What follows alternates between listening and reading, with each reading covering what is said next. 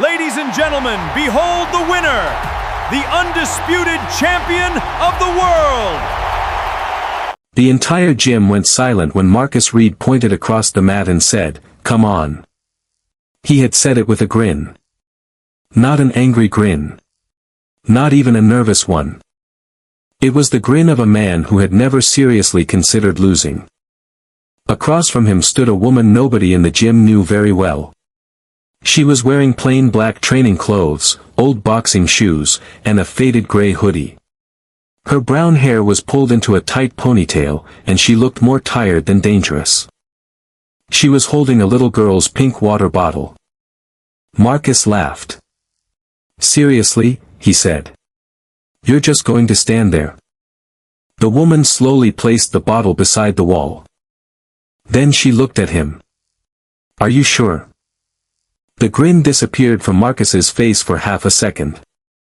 Then he laughed again. "Absolutely."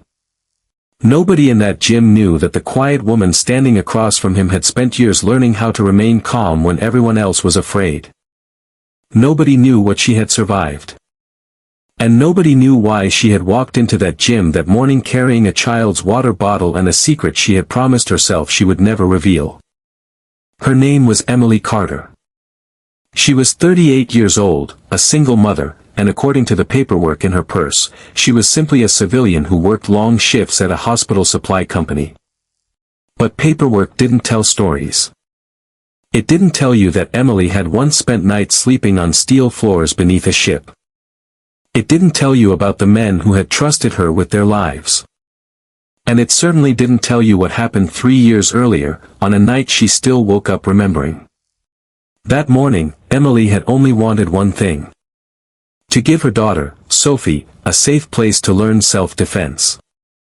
She had not come there to fight anyone. She had not come there to prove anything. And she definitely had no intention of humiliating Marcus Reed. But Marcus had a different idea. It started when Emily and Sophie walked through the glass doors of Iron Harbor Martial Arts just after 9 on Saturday morning. The gym was larger than Emily expected. Heavy bags hung from metal beams along one wall. A long row of mirrors covered another. Students were stretching on blue mats while loud music played from a speaker near the front desk. Sophie immediately squeezed her mother's hand.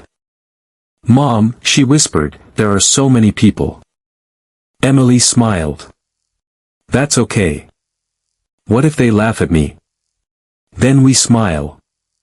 What if they beat me?" Emily crouched beside her. "Then we learn." Sophie nodded, but she still looked nervous. She was 11 years old and had been asking Emily for months to learn self-defense. At school, 2 older girls had been bothering her. It wasn't the kind of bullying adults always noticed. There were no broken bones. No dramatic fights. Just stolen lunches, whispers, cruel jokes, and one incident where someone had shoved Sophie into a locker. Sophie hadn't told Emily until almost a week later. That was the part that frightened Emily most. Not the shove. The silence. Emily knew what silence could cost. So she had promised her daughter they would find a place where she could become stronger without becoming cruel. Iron Harbor seemed perfect. The owner, Daniel Brooks, greeted them personally. He was a broad-shouldered man in his 50s with gray hair and the patient voice of someone who had spent decades teaching teenagers not to panic. "You must be Sophie." Sophie nodded. Daniel smiled. "I've heard you're brave." Sophie looked at Emily. "Mom said that?" "No," Daniel said. "Your mom said you were stubborn." Sophie giggled. Emily finally relaxed. Then Marcus walked over. He was 29, tall, athletic, and extremely confident. He wore a black belt around his waist even though the beginner class had not started. He looked at Sophie. "First day." Sophie nodded. Marcus smiled. "Don't worry. Everybody gets scared their first day." Emily noticed the way he said it.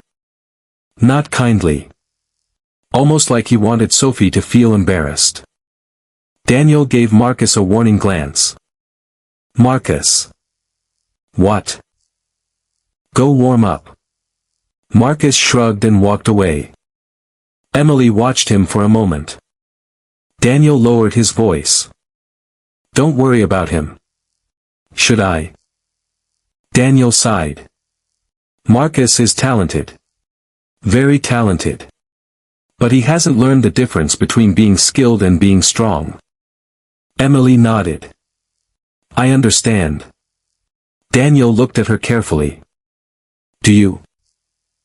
Emily smiled politely. More than you think. She didn't explain. She never did. For the next hour, everything went well. Sophie learned how to fall safely. She practiced stepping away from grabs. She learned how to use her voice. Back up. Daniel made the kids repeat it until their voices became confident. Emily watched from the side. For the first time in months, she saw Sophie smiling.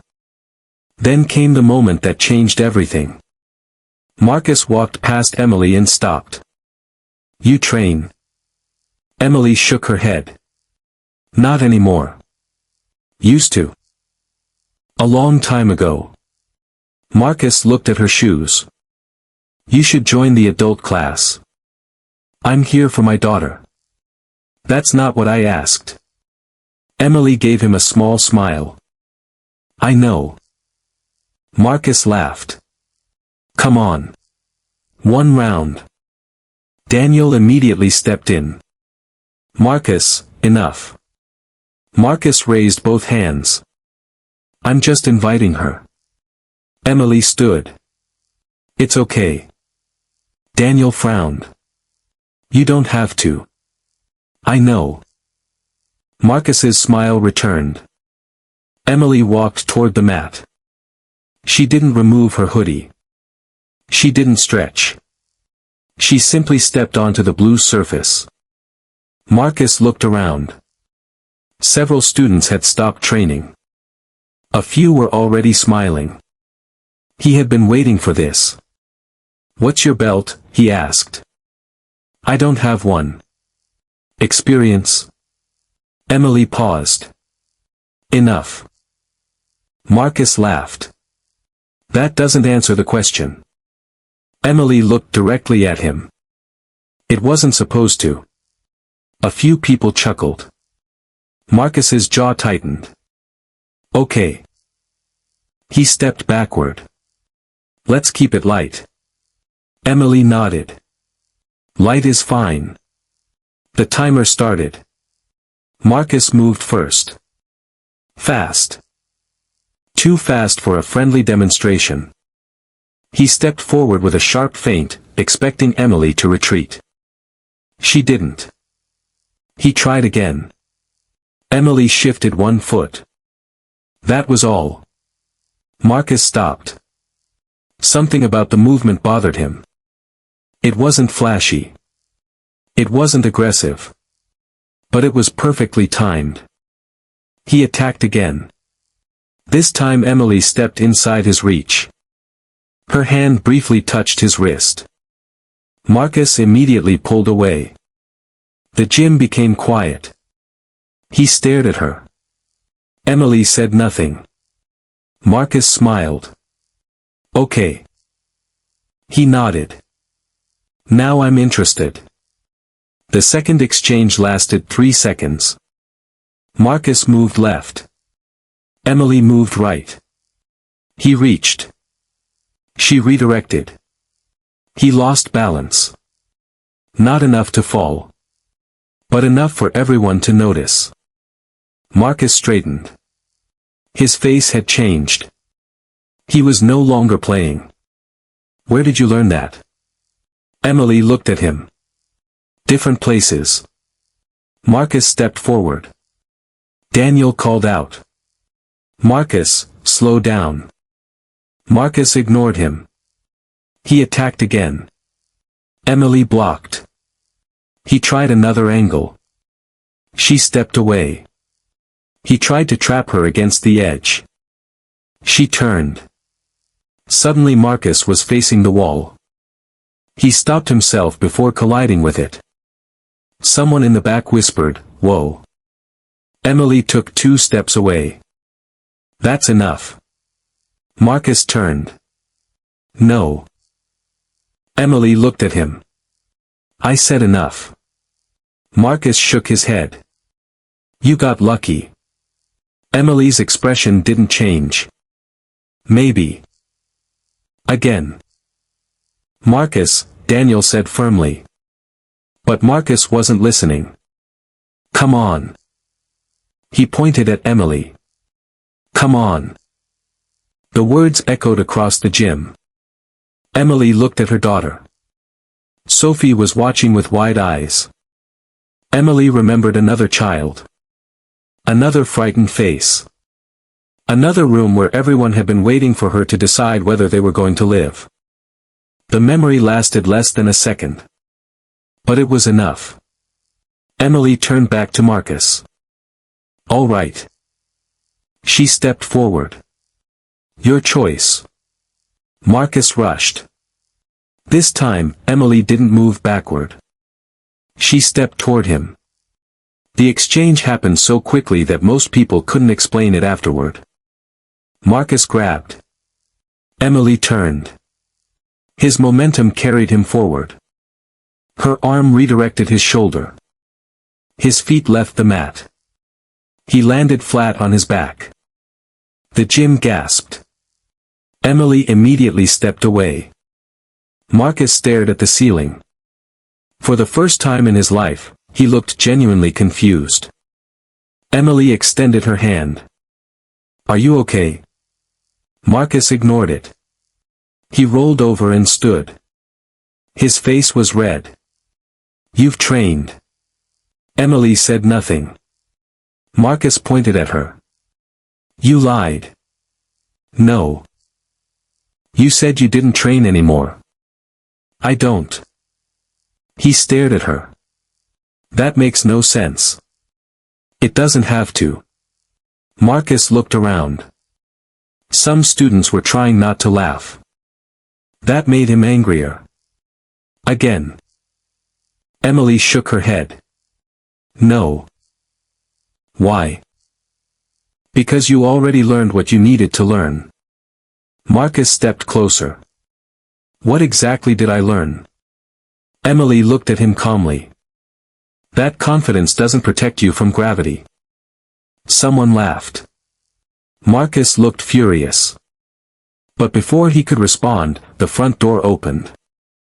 A man in a dark jacket entered carrying a small cardboard box. He looked around the gym. Then his eyes landed on Emily. He froze. Emily froze too. The box slipped slightly in his hands. Neither of them spoke. Daniel noticed. "Emily." The man slowly walked forward. "Emily Carter." Emily's face lost all color. Sophie looked at her mother. "Mom." The man stopped several feet away. His voice was barely audible. "I thought you were gone." Emily stared at him. Then she whispered the name she hadn't spoken in 3 years. "Ethan." Marcus looked between them. Daniel frowned.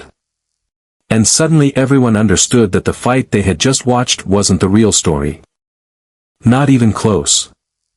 Ethan Miller had been Emily's closest friend in the military. He had also been the last person to see her husband alive. That was the part Emily had never told Sophie. Sophie knew her father had died when she was 8. She knew he had served overseas. She knew there had been an accident. But she didn't know there had been witnesses. She didn't know Emily had been there. And she didn't know Ethan had spent years trying to find her. Emily walked toward him. "What are you doing here?" Ethan held up the cardboard box. "I came to deliver something." "To me?" "Yes." Emily looked at the box. "What is it?" Ethan swallowed. Something your husband left behind. Emily's breathing changed. No. Ethan nodded slowly. I know. You shouldn't have brought it. I tried not to. Then why? Because he asked me to. Emily stared at him. He asked you to do what? Ethan looked toward Sophie. Then back at Emily. Give this to you when you were ready. Emily's eyes filled with tears. She turned away. I'm not ready. Ethan said quietly, I know. Then he placed the box on a bench. I'll leave it here. He turned to go. Emily called his name. Ethan. He stopped. Did you open it? No. Why not? Because it wasn't mine. Emily nodded. Ethan looked at her one last time. There's something else. She didn't answer. Your husband wasn't driving that night. Emily closed her eyes. Sophie looked confused. Marcus looked at Daniel. Daniel quietly asked everyone to leave the mat. The gym emptied slowly. Within minutes, only Emily, Sophie, Daniel, Marcus, and Ethan remained. Emily walked to the box. Her hands shook. She opened it. Inside was a folded navy uniform. A small metal challenge coin. A photograph. And an envelope. Her name was written on the front. Emily Carter. She knew the handwriting immediately. She touched it but didn't open it. Sophie stepped closer. Mom. Emily looked at her daughter. Go wait outside with Daniel. But. Please. Sophie hesitated. Then she left. Emily, inside was one page. She read the first sentence. Her knees nearly gave out. Daniel caught her arm. What does it say? Emily whispered. He knew. Who? My husband. She looked up. He knew the accident wasn't an accident. The room went silent. 3 years earlier, Emily's husband, James Carter, had died after a vehicle collision on a military road. The official report had called it a tragic accident. Brake failure. Loss of control. No foul play. Emily had accepted it because she had needed to. She had a daughter. Bills. Grief. And no energy left to fight a system she didn't understand. But James had apparently known something. The letter explained only one thing clearly. He had discovered that someone had been tampering with military vehicles. He had reported it. Then he had become afraid. He had hidden evidence. And he had asked Ethan to protect Emily and Sophie if anything happened. Ethan stepped forward. I found the rest 2 weeks ago. Emily stared at him. The rest of what? James left a second package. Where? I don't know yet. Marcus finally spoke. What does any of this have to do with this gym? Everyone looked at him. Marcus immediately regretted asking. Emily closed the envelope. Nothing. But Ethan shook his head. Actually, it might. He looked at Daniel. That's why I came here. Daniel frowned. Why? Ethan pointed toward the old storage room. Because James trained here. Emily looked at Daniel. Daniel's expression changed. James. Ethan nodded. Before his last deployment. Daniel slowly sat down. I remember him. Emily stared. You knew him? Daniel nodded. He trained here for almost a year. Emily looked around the gym. She had never known. James had never told her. Marcus looked increasingly uncomfortable. Daniel continued. He wasn't just training. What was he doing? Daniel took a long breath. Preparing for something. Emily's voice trembled. For what? Daniel looked at Ethan. Ethan answered. For the possibility that someone inside his own unit was working against him. The silence that followed felt heavy. Emily suddenly understood why James had insisted on taking long walks alone. Why he had started checking locks twice. Why he had once told her, if I ever ask you to trust me without explaining, please do.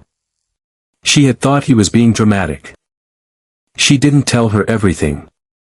Not yet. She told her that Dad had left something important. Sophie asked whether it meant he had lied to them. Emily sat beside her on the bed. No. Then why didn't he tell us? Because sometimes adults keep secrets because they think they're protecting people. Sophie looked at her. Were you scared? Emily smiled sadly. Yes. You don't look scared. Emily brushed her daughter's hair away from her face. That's because being scared and being strong are not opposites. Sophie hugged her. Emily held her tightly. And for the first time in years, she cried. The next morning, Emily returned to Iron Harbor. She found Marcus alone in the gym. He was hitting the heavy bag. Hard. Emily stood in the doorway. Marcus stopped. You came back. Yes. Why? I need a favor. He laughed. You're asking me? You're good with computers. Marcus blinked. What? You were using the gym security system yesterday. Yeah. Daniel said you managed the cameras. Marcus nodded. What do you need? Emily told him about the storage room. Marcus agreed to help. Inside an old metal cabinet, they found several training records. James's name appeared repeatedly. Then they found something unexpected. A handwritten note. 3 words. Blue Anchor. Marcus stared at it. What's that? Emily didn't know. Then Daniel walked in. He saw the note. His face went pale. I know that. Emily turned. What is it? Daniel looked at the floor. It was the name of a private security contractor. Why would James know them? Daniel hesitated. Because they were recruiting former military personnel. Marcus frowned. And one of their recruiters trained here. Who? Daniel didn't answer immediately. Then he said a name. Victor Hale. Emily's stomach tightened. She knew that name. Not personally. But James had mentioned him once. Just once. He had said, if you ever hear the name Victor Hale, don't trust him. Emily had forgotten. Until now. Ethan arrived later that afternoon. He had been following the same trail. He told Emily that Victor Hale had been connected to a private contractor suspected of falsifying maintenance records. But there was no proof. The evidence James had collected had disappeared after his death. Until now. The problem was that someone else was looking for it. That became obvious when Emily arrived home one evening and found her front door unlocked. Nothing was stolen. Nothing was broken. But the box from the gym was gone. Emily stood in the hallway, frozen. Sophie was still at school. Emily immediately called Ethan. Then Daniel. Then the police. But before anyone arrived, Emily noticed something on the kitchen counter. A photograph. It showed her and Sophie leaving Iron Harbor. On the back was a handwritten message. Stop digging. Emily stared at it. Her fear turned into anger. For 3 years, she had lived quietly. She had worked. Raised Sophie. Paid bills.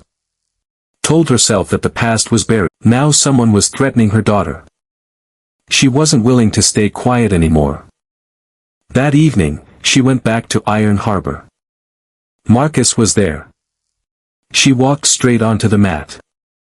He looked at her. "You okay?" "No." He nodded. "Want to train?" Emily looked at him. "Yes." Marcus smiled. But this time there was no arrogance. There was respect. He bowed. Emily bowed back. The training was different. She taught him how to control his breathing. How to watch the shoulders instead of the hands. How to recognize when someone was using anger to hide fear. Marcus listened. After an hour, he sat on the edge of the mat. "Who taught you?" Emily looked at him. "A lot of people." "Your husband?" She nodded. "And the military?" She paused. Marcus stared. "You were military?" "Once." "What were you?" Emily smiled faintly. "Someone who didn't like talking about it." Marcus nodded. Then he said something she didn't expect. "I'm sorry." Emily looked at him. "For what?" "For yesterday." "You apologized already." "No.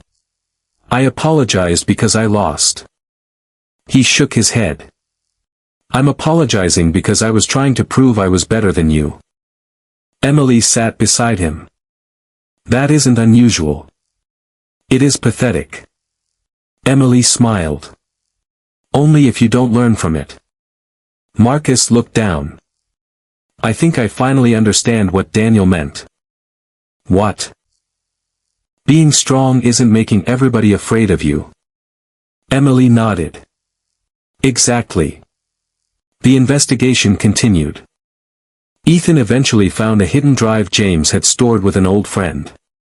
The drive contained maintenance records, emails, photographs, and a list of names. One name appeared repeatedly. Victor Hale. But the biggest shock was another name. Daniel Brooks. Emily couldn't breathe. She stared at the screen. "Daniel?" Ethan nodded. "We don't know what it means." Emily refused to believe it. Daniel had helped Sophie. He had protected them. He had never asked for anything. But the evidence was there. When Emily confronted him, Daniel didn't deny knowing James. He admitted everything. James had trained at Iron Harbor because he trusted Daniel. Daniel had helped him hide documents. But Daniel had never been involved in the conspiracy. He had been protecting James. Then Daniel revealed something worse. "The night James died," he said, "he called me." Emily's voice broke. "You never told me." "I promised him I wouldn't." "He died." "I know." "You should have told me." Daniel lowered his head. "He said if I told you before you were ready, the people watching him would come after you." Emily stepped closer. "They came anyway." Daniel's eyes filled with tears. "I know." He handed her a key. "This is the last thing he left here." Emily looked at it. "What does it open?" Daniel answered quietly. "Locker 17. They found Locker 17 behind a false panel in the old storage room. Inside was a small recorder." Emily pressed play. Static filled the room. Then James's voice. "Emily, if you're hearing this, something happened to me." Emily covered her mouth. James continued. "I need you to know something." His voice cracked. "You and Sophie were never the reason I was afraid." A pause. "You were the reason I kept fighting." Emily closed her eyes. James explained that he had discovered a group inside the contractor network was sabotaging military equipment and selling sensitive information. He had gathered evidence. He had trusted the wrong person. And the final recording revealed the name of the person who had arranged the sabotage. Victor Hale. But there was one more twist. James said Hale was not acting alone. He said someone inside the military had helped him. The recording ended before the name was spoken. Emily stared at the recorder. She had come so far. Yet the biggest answer was still missing. Then Marcus noticed something. A second memory card was taped underneath the recorder. They loaded it. A video appeared. James was sitting in a car. He looked exhausted. He stared into the camera. If they come for Emily, there is only one person I trust to protect her. The video paused. Then James said a name. Ethan Miller. Emily looked at Ethan. Ethan looked away. The room went silent. Emily whispered, "Why didn't you tell me?" "Because I failed him." "How?" Ethan's eyes filled. "I was supposed to be driving that night." Emily froze. "What?" Ethan nodded. "James changed vehicles with me at the last minute." "Why?" "He knew someone was following us." Emily took a step backward. "So James died because he took your place?" Ethan couldn't answer. Emily turned away. For years, she had blamed herself. Now she realized Ethan had carried the same guilt. But before they could process it, a car screeched outside. The lights went out. Glass shattered. Everyone dropped. A figure ran through the back entrance. Marcus reacted first. He tackled the intruder. The man struggled. Emily shouted, "Don't hurt him." Marcus restrained him. Police arrived minutes later. The man refused to speak. But his phone contained messages from Victor Hale. The case finally moved. Investigators reopened James's death. The evidence was enough to connect Hale to the sabotage network. Months later, several arrests were made. The truth about James finally became public. He hadn't died because he was careless. He had died because he had refused to stay silent. Emily received his military commendation at a ceremony she almost didn't attend. She brought Sophie. Ethan stood beside them. Daniel stood behind them. And Marcus stood near the back. When James's name was announced, Sophie held her mother's hand. Emily cried. But this time, the tears felt different. They weren't only grief. They were relief. Years of unanswered questions finally had answers. After the ceremony, Sophie asked her mother something. "Was Dad a hero?" Emily smiled. "Yes." "Were you a hero too?" Emily shook her head. "No." Sophie frowned. "Why not?" Emily knelt.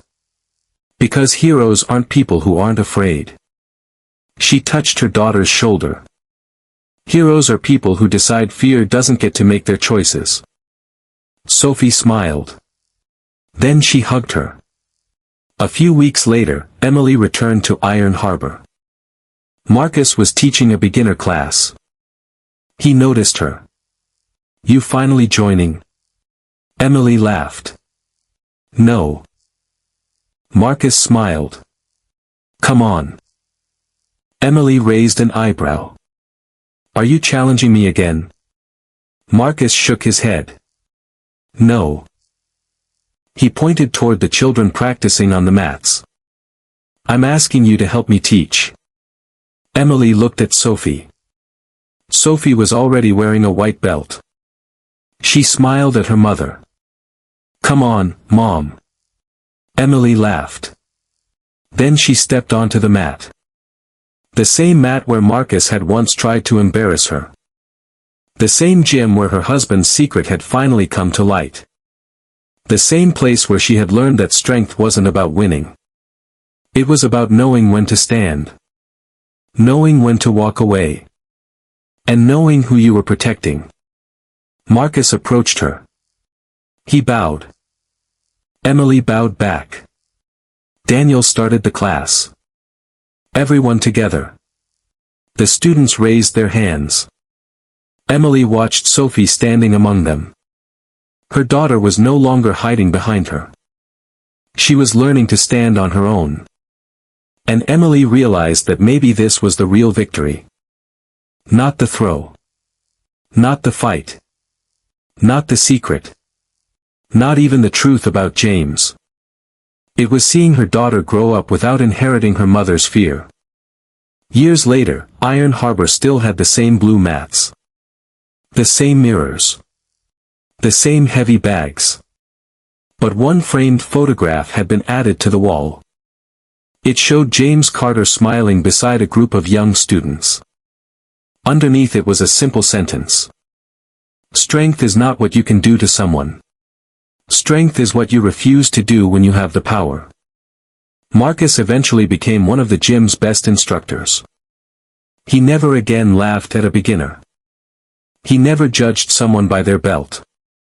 And whenever a confident student challenged someone simply to prove a point, Marcus would smile and say the same thing. Be careful who you ask to come on. Emily never became a celebrity. She never wanted to. She went back to living quietly. She worked. She raised Sophie. She trained occasionally. And every year, on the anniversary of James's death, she visited the memorial with her daughter. She no longer carried anger there. She carried gratitude. One evening, as Emily and Sophie stood beside James's name, Sophie asked, "Do you still miss him?" Emily looked at the sunset. Every day. Does it ever stop hurting? Emily thought for a moment. No. Sophie looked sad. But you said you were okay. I am. How can both be true? Emily smiled. Because healing doesn't mean forgetting someone. She took Sophie's hand. It means learning how to carry the love without letting the pain carry you. Sophie leaned against her shoulder. They stood there quietly. And for the first time, Emily understood something James had tried to tell her years ago. Life doesn't always give you the ending you wanted. Sometimes it gives you the truth. Sometimes it gives you another chance. And sometimes, when you think your strongest days are behind you, life puts you on a blue mat in front of a room full of strangers and asks one final question. Are you willing to stand? Emily had been. Not because she was fearless. And not because she was stronger than everyone else. She stood because her daughter was watching. And because she had finally learned that real strength was never about proving you could knock someone down. It was about having every reason to fight, and choosing to protect instead. So the next time someone tells you that strength is measured by how hard you can hit, remember Emily Carter. Remember the woman who walked into a gym carrying her daughter's water bottle. Remember the cocky black belt who thought he was challenging an ordinary single mother. And remember what happened when she finally said yes. Because sometimes the quietest person in the room isn't weak. Sometimes they're simply waiting for a reason to stand. And when that moment comes, the strongest thing they can say isn't, "I can beat you." It's simply, "Come on."